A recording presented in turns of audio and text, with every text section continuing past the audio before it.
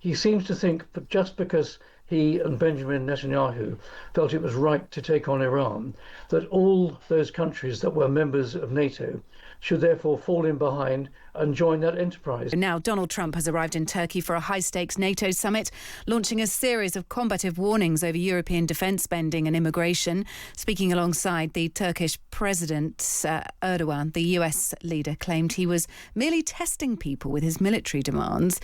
Trump spoke about Keir Starmer and other European leaders. You would think that they'd be very willing to do something to help us, and they really weren't. In the case of the United Kingdom, the Prime Minister, I guess he's no longer there, maybe because of this. It was a very unpopular thing he did. He said, no, we'll help after the war is over. I said, I don't need that kind of help. We didn't need any help at all. And in a way, I was testing people. I was testing to see whether or not they'd be there, because I've long said that we help them, but I'm not sure that they'd be there for us. And Italy turned us down, and Germany turned us down, and France turned us down. And it's okay, but, you know, why are we spending hundreds of billions of dollars and they're not there for us?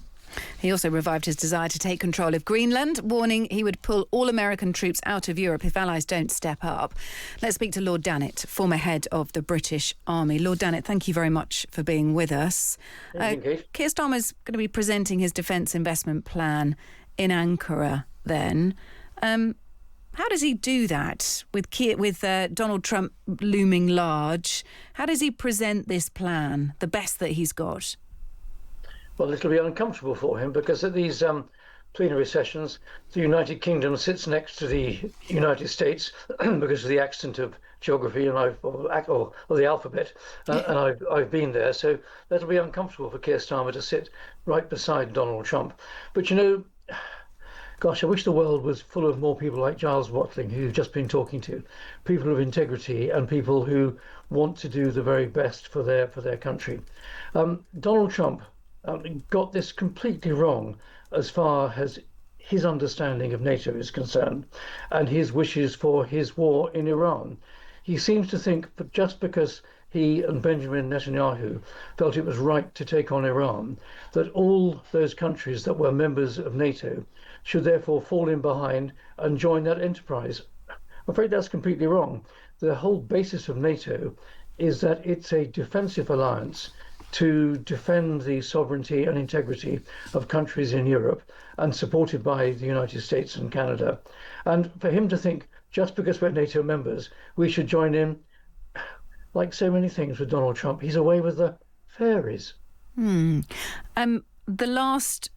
At the last big NATO summit, Keir Starmer, of course, agreed to defence spending 5% of GDP, 3.5% directly and 1.5% in other associated areas.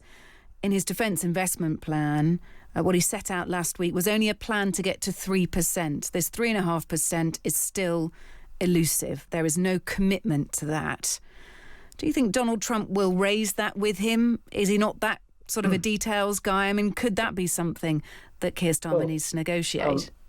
Whether he'll raise it with him in detail, but the generality of what you're suggesting is absolutely right. And I'm afraid I've got very little time for Keir Starmer insofar as at the Munich Security Conference in February this year, he pledged that we, the UK, would go to 3% of GDP by 2029. And then when his defence investment plan was published a couple of weeks ago, his own defence secretary having resigned in protest about it, it indicates we're only going to get to 2.7% of GDP by 2029, with some vague promise of getting up to the higher figure of 3.5% by sometime in the middle of the next decade.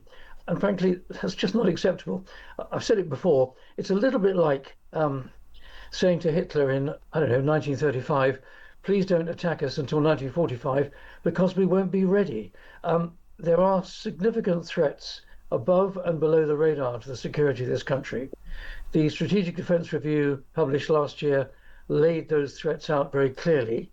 It laid out 62 recommendations of what should be done, and that was to be followed by the Defence Investment Plan to be published last autumn, showing how the money would be found to fulfil those 62 recommendations. Well, eventually it was published 2 weeks ago. It's woefully short of the 28 billion that the service chiefs and the Ministry of Defence were arguing for. And we've got a rather shaky £15 billion instead of at least £5 billion, of which, assuming that Andy Burnham follows Keir Starmer, he's got to find in his first budget. Yes, he does, Talk yeah. about nominee shambles. I think we've got one. Yeah, the government's big announcement this evening. So the UK will take control of NATO's Joint Force Command. It's the first time a British officer's held the role. Downing Street's talking this up, Lord Dannatt, as a big symbolic move. The role's being taken over from an American. That is at the Americans' request, because they want to sort of tone down their immediate involvement, of course. Is this a good move? Is this something for the UK to be proud of? Or again, does it look like we're sort of all mouth and no trousers? We've got a British officer in this role, but we can't back it up with a decent investment plan. Well, I think it's all the things that you've just said, Kate. We traditionally have played a very significant role within NATO. We have always found the Deputy Supreme Allied Commander Europe, a British four-star, usually a general, sometimes from the other services. And that's been the number two to the American Supreme Allied Commander. So it is nothing new for the Brits to fill a senior appointment. But of course, well, there's two things really. If we can't back that senior officer up with a sensible and realistic level of defence funding, then he is something of a, well, I don't know, king with no clothes or emperor with no clothes, whichever way you wish to show it. But it's just one of those things. I mean, we are very content to take these leadership positions. We're very content to be a leader amongst European member states within NATO. But we've got to back it up with hard cash. We've got to back it up with hard cash that's our hard power.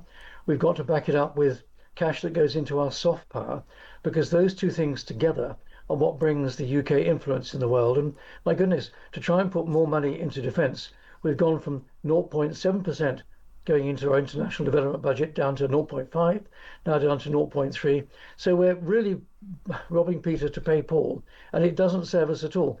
Frankly, if the next Prime Minister is really going to get the support of the country, and I think I'm fair in saying that, he's got to order his Chancellor to reorder the government spending priorities, find the money that is needed for defence, do it quickly, and let's get defence industries production going. Let's increase the capability we need, not because admirals, generals and air marshals want to fight and win a war, but we want to protect the security of this country by deterring future aggression. That's the long and the short of it, Kate. Lord Dannatt, thank you for being with us, former head of the British Army.